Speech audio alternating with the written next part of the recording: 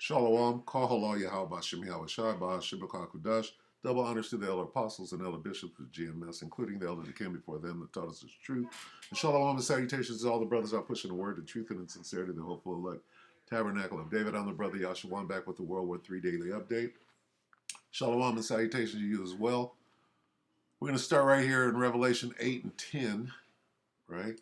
We're going to go into this nuclear situation. All right, Revelation 8 and 10, and the third angel sounded, and there fell a great star from heaven, burning as it were a lamp, and it fell upon the third part of the rivers and upon the fountains of water. And the name of the star is called wormwood, bitter, okay? And that word goes back to Chernobyl as well. And the third part of the waters became wormwood, bitter, and many men died of the waters because they were made bitter. Okay, wormwood. Now let's look at that kind of. Let's say wormwood.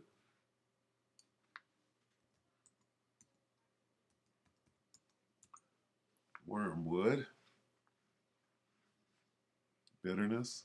The state or source of bitterness or grief. Okay.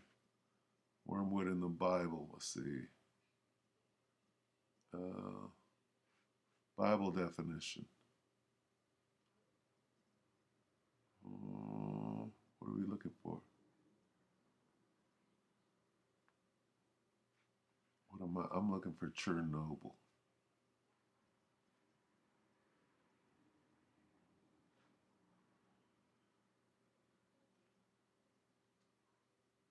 Third angel, Salakia. I'm just kind of looking for anything that might bring it to that. Let's see. I might have to type it in. Let's see. Because there's a connection.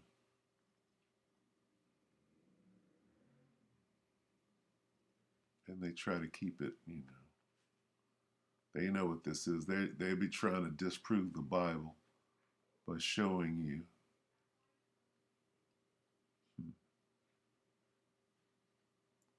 Asteroid. Let's type in Chernobyl.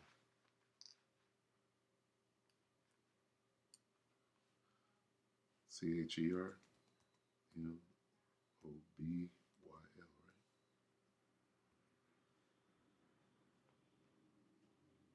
Chernobyl definition. A place in Ukraine, look at that, Ukraine, where a nuclear power plant, a generator powered by a nuclear reactor, underwent a meltdown in 1986. Okay, so that's significant to what we're about to watch. Chernobyl.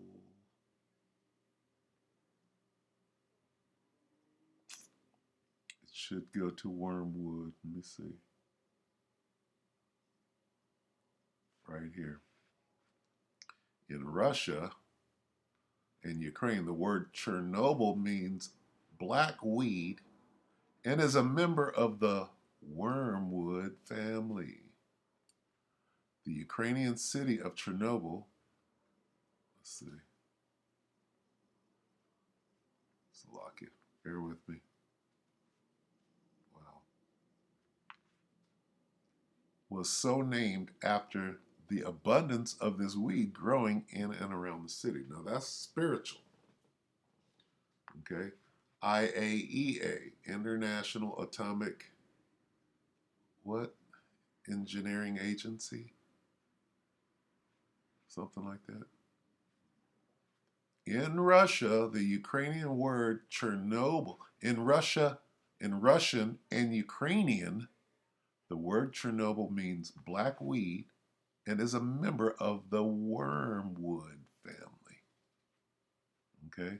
Chernobyl goes back to what? It goes back to the nuclear power plant that melted down. Go back. Chernobyl nuclear power plant accident. Okay? The meltdown, the radiation. Okay? A town near Kiev in Ukraine, where in April '86 an accident at a nuclear power station resulted in a serious escape of radioactive material. Okay? That which hath been, let's get that. That which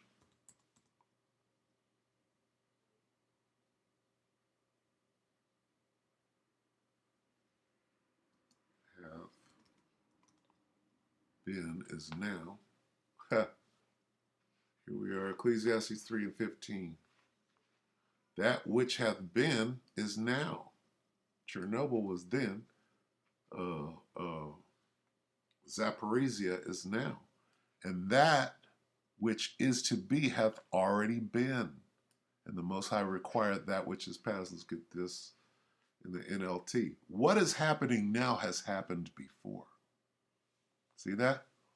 And what will happen in the future has happened before, because the Most High makes the same things happen over and over again. Now we go to the news. The Poplar report 7 hours ago. Breaking: nuke site evacuation happening now. Nuke plant shut down in what? Ukraine from artillery fire. Mass evacuations underway of civilians fearing a nuclear meltdown or another Wormwood. See that? Where's he going with? What does this have to do with World War III?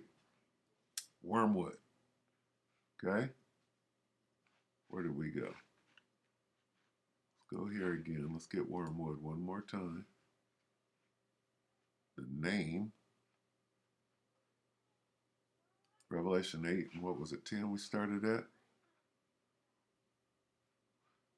And the name of, let's go to 11. And the name of the star is called Wormwood, and the third part of the waters became wormwood. Chernobyl, bitter. Okay. And many men died of the waters because they were made bitter. How? Goes back to Chernobyl. Let's go to this. Watch this. Thousands of civilians are evacuating from eastern Ukraine away from the Zaporizhia nuclear power plant. It is in crisis mode. The director of the UN International Atomic Energy Agency has warned that the situation is very dire and is getting very bad. Like I said, thousands are already evacuated now, mandatory evacuations in 18 different villages. It is coming under artillery fire again. We're going to go over some of the history of how this has come under artillery fire in the previous, and just who is doing what and why. It is a very serious international incident that we're going to get into.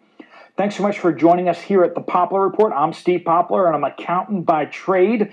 And we're talking here at this channel about things that the media is either too lazy or too corrupt to discuss. And this is one of those key topics that is not being discussed by anyone out there. Please hit the like button to get this out to more people. So the director of the UN International Atomic Energy Agency warned that this is a situation that could go critical. Folks, we help. Slocky, bear with me. Countdown, and 1-0. The nuke plant has been shut down. Now, we're being told that by Russia that they have shut down all of the reactor cores, that they're shut down, but they still need power in order to cool the nuclear fuel, or else it could melt down. It does have power coming in from the outside, from the power grid, but previously this has been targeted by artillery strikes by, yes, the United States' ally over there, who have seemingly intentionally attacked the power lines going into the power plant, seemingly to trigger a nuclear catastrophe that they could then blame on Russia. And this is not something that's just hypothetical. This is actually very well documented. And of course, that is being denied, of course, by the mainstream media. But, okay, so all the reactors are shut down. but it needs power in order to keep the pumps going, to keep cooling the reactors. But it does have emergency power on site. There are not only are there Russian technicians there, but the UN has International Atomic Energy Agency personnel on site to inspect and to oversee the keeping the situation stabilized. However, if you go back to September 1st last year, early September, United States backed special operations forces from that country there went in using these same UN inspectors as, yes, human shields. This is, you can look it up yourself. It's not reported in most of the mainstream in the West, but you can look at the Jerusalem Post. You can look at Al Jazeera. You can look at some of these other sources out there that are third party, but are not biased one way or the other. And you will see that 60 special operations soldiers who were allegedly trained in the UK for this special operation used the UN inspectors as human shields to try to assault the plant in order to not capture it, but to sabotage it. This is after round of artillery strikes aimed at knocking out the power lines going into the power plant. And before the UN inspectors could get there, they were going to try to knock these power lines out. They were unable to do so, and so what they were going to do was they were going to use the UN inspectors as an excuse to get the Russian soldiers out of the plant, and then they were going to go in order to seize the plant, in order to sabotage it. 60 soldiers, not enough to take the plant and hold it, but rather to, like I said, this is a massive facility. This place produces, before the war, produced 20% of the country's power. It's just massive. It's huge. It's got many reactor cores. So what's going on now? So the United States ally is over there starting their bombardment all along the front for their spring offensive, apparently. But previously they had specifically targeted this nuclear power plant, and so Russia and the folks over there are evacuating all the civilians from the surrounding area for fear that they could do that again and actually trigger a nuclear meltdown. Chernobyl, once again, we already have one Chernobyl in Ukraine. We don't need a second one, right? And so there is a lot of concern about that, especially since the United States and its allies have intentionally targeted and intentionally tried to sabotage this power plant before. Now, I know some of you right now are saying like that couldn't be. We're the good guys. We don't do that kind of stuff. And yet that is exactly what has happened on multiple occasions so far. And so the fear is that it's going to happen again. Already, like I said, artillery bombardments are hitting other parts of the city where the nuclear power plant is. And so 1,800 people have been ordered evacuated, and reportedly many thousands of people are evacuating on their own. In addition to this, the roads are blocked with people as they're trying to escape the spring offensive, by the liberators, because all the civilians are trying to flee from the people we're told are the good guys. Think about that. Anyway, but all this to put that the 60 saboteurs were, back in September, were stopped. Their two boats were shot up by helicopter gunships before they could get to the plant. And but just the dirty trick of using the UN as human shields in order to launch a special operations force, one that was planned far in advance. That's the really concerning thing about that too, is that this whole thing was scheduled, including the UN Smurfs were supposed to go in at the appropriate time so that the special operations trained guys could go in and do this. There were no foreign personnel involved, it seems like, but it was rather people that had gone to the UK specifically to train for these operations.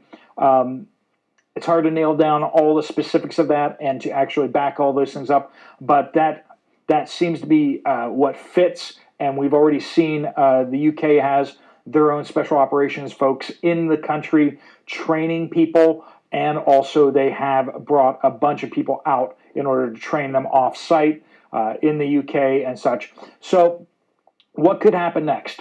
If this is used once again, because what's downwind?